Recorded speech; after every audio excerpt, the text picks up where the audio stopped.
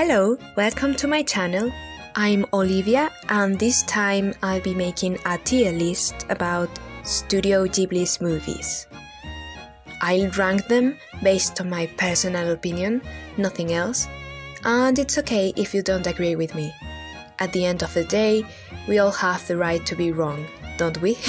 Of course, I'm just joking, please don't leave the video. But seriously, it's okay if you don't agree with me. Even if you don't like Ghibli, that's okay too. Having said that, I think some of my opinions on this matter are rather controversial, but I'll try to explain my points politely. I really love Ghibli. I wouldn't be the same person if not for their movies. So, this is very important to me and I wanted to talk about it, even in a casual video such as this one. I arranged them in chronological order since I think it's easier this way. Now we can start. First, we have Nausicaä of the Valley of the Wind. This movie was made before the studio was officially formed, I understand, but I still count it as a Ghibli movie. Now, I like Nausicaä. I like the story. I love the way this movie portrays the political conflicts and how they were related to the environmental situation. Particularly, I found really creative the way nature works in this movie. All the characters' actions feel realistic and the plot is very complex. However, I'm just not too invested in the Messiah thing, nor in the dystopian kind of world, so that's why I won't give it an A. But perhaps Miyazaki wanted to create a different kind of dystopian world and to combine it with a modern mythological tale. Now we have Castle in the Sky, or Laputa in Japanese, or Laputa in English. If you understand Spanish, this name will sound funny to you. About this one, I find it interesting how they don't show us the castle before it was deserted. It gives me a certain feeling of nostalgia and mystery. I like the fact that Pazu and Luffy share the same voice actress. Pazu and Sheeta are adorable, by the way. But the way it's portrayed, this movie is not that deep. It feels more like an adventure, and I prefer people suffering. No, I'm joking, but I do prefer more details about the characters' feelings or things like that. So, B tier. And then, The Grave of the Fireflies and My Neighbour Totoro came up the same year, which is funny because they couldn't be more different from each other. The Grave of the Fireflies. This movie is painful to watch, isn't it? Yet it's so well made. It shows perfectly the characters' feelings. And even if it's too depressing, it's based on a reality we cannot overlook. I think this movie is perfect as it is, but I would be lying to you if I said it's one of my favorites. So, listen, these are the parameters. S and A are for the ones that I think are perfect, but S is for my personal favorites. It's just a matter of taste. Both S and A are a 10 out of 10. B tier for movies that are really good but not the best ones. C is for movies that are not my cup of tea. They're not bad, they're just not my style. And the D tier, well, you'll see later. So, The Grave of the Fireflies is an A for me. I feel like there shouldn't be too much to say about My Neighbour Totoro. It's simply well made. Mei and Satsuki are the best representation of childhood. They experience curiosity, happiness, and impotence. It's just adorable and relatable. Also, the combination of a realistic world with magical beings fits perfectly children's way of seeing life, and I love it. That's all. Why is Kiki's delivery service so sweet? It would be lovely to live inside this movie and be friends with Kiki. Can you imagine? Anyway, this movie talks about the difficult way to adulthood, the struggles of migrating and starting a new life, the problems and advantages of making your passion your job, etc. And it addresses all these topics in a subtle yet perfect way, through a cute young witch who wanted to live in a town with an ocean view. And of course, Kiki's friends are all very memorable and nice. Amazing, just amazing. I also love Only Yesterday's style. Introspective, nostalgic, and beautiful. It shows how our past, especially our childhood, can impact our lives. And sadly, part of living is going through a good deal of disappointing times. But we need to get over them and learn from them to find our way in life, which is never too late to find.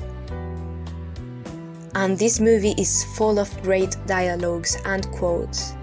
For example, to be a butterfly, a caterpillar has to become a chrysalis first, even if it never for a moment wanted to become one. This is one of my favorite movies. Now, Porco Rosso.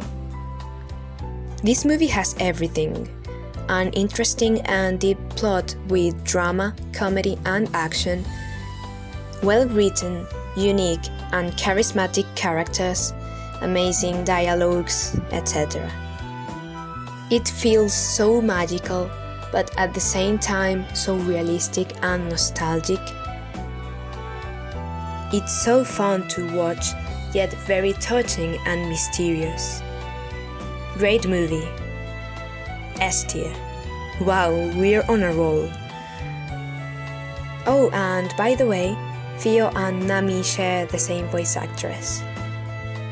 Yes, One Piece again. Ocean Waves is a good movie. Taku, the protagonist, is cool.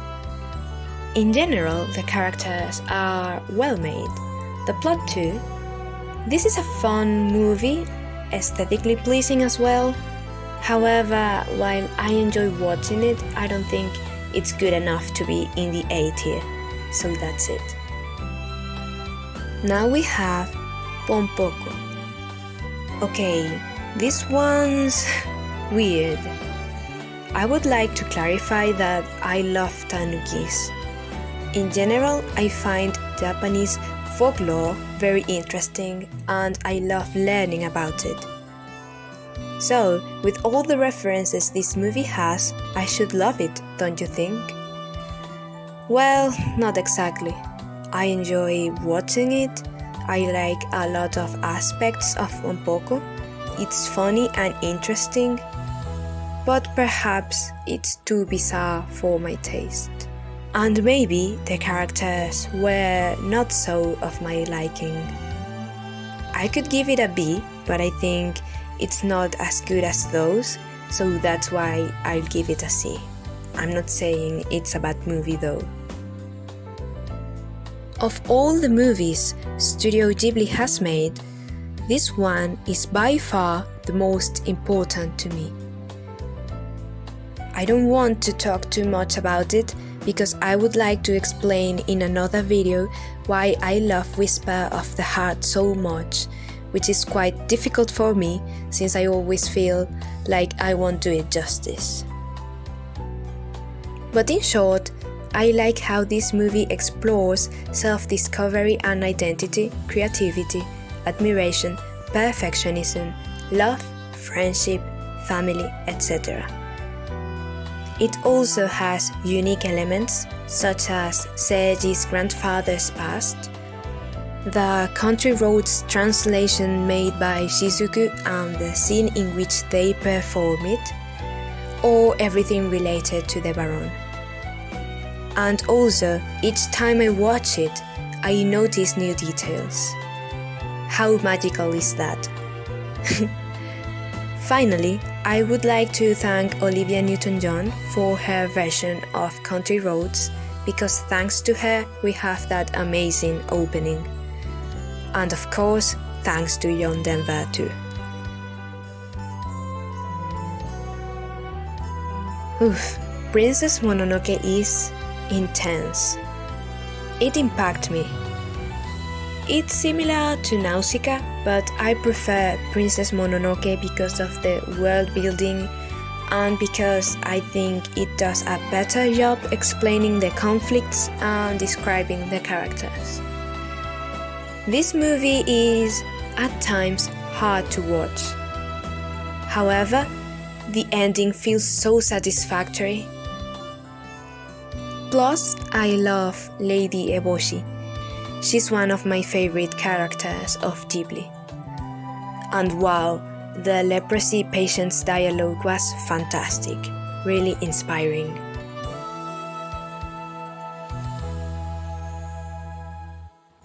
I like my Neighbours the Yamadas style. I think I haven't seen anything quite like it. This movie is introspective, fun and relatable. A very good movie. There's nothing wrong about it, but I prefer others. Spirited Away, one of the first ones I watched. I remember it amazed me how this movie expresses the characters' feelings. It moved me. I felt like I was Chihiro. Even though I still don't fully understand this movie, it doesn't bother me because of how good the world building is. It feels very realistic. Chihiro and Haku are adorable, again, and I love how Chihiro learns throughout the movie. The Cat Returns is not a big deal, but it's very funny. I laugh a lot watching it. But I kind of wish this movie was more like Shizuku's story in Whisper of the Heart. The Baron is husbando though. And the moment you were waiting for, probably. Howl's Moving Castle. To be honest, I prefer how Princess Mononoke, Porco Rosso and The Wind Rises address love, war and life itself. Particularly The Wind Rises really inspires me. I don't dislike this movie, but I can't lie to myself. I'm not too fond of Sophie's Curse, nor of The Witch of Waste, and the ending didn't feel gratifying to me.